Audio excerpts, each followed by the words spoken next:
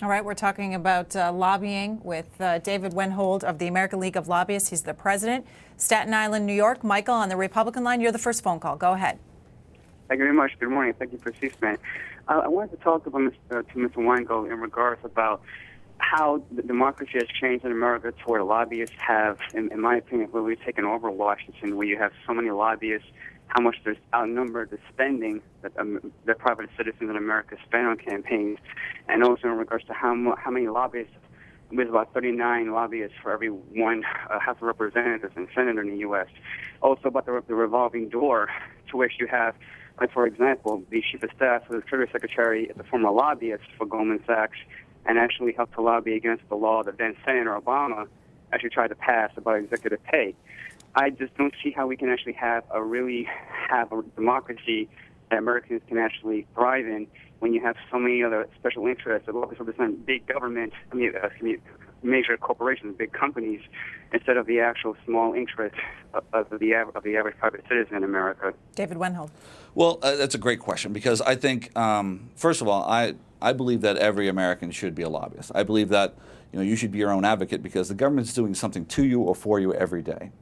But if you can't be here, you hire somebody to be here for you.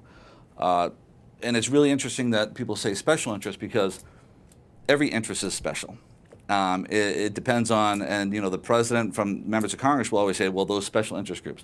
Well, it's special if they don't agree with it. It's a public interest thing if they do agree with it. I think,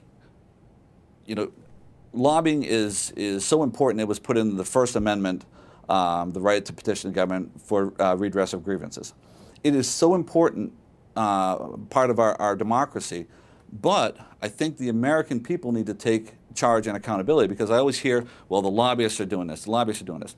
No, the lobbyists don't come up here, without a client or a cause. But do some clients or causes have an unfair advantage over others? Corporations, for example, versus a small middle-class group. And should there be a cap on how much you can lobby for one cause? No, because I think what you're doing, if you do that, then that really smacks of almost fascism because then, America was built on capitalism. We build a better mousetrap, and there's some things in the stimulus package that I didn't agree with.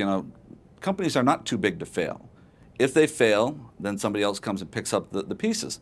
But I'll give you an example. I represent a number of small nonprofits, and they need to have their voice here because back to the question. Mm-hmm. Members of Congress have about 5,000 bills before them. They cannot be experts on these bills. For my nonprofits that I represent, they come here and they have to get their voice heard. But yet they're running a nonprofit. They don't know how to lobby. They don't know the political process. So they hire somebody who does. And that's really where the value of a lobbyist comes in.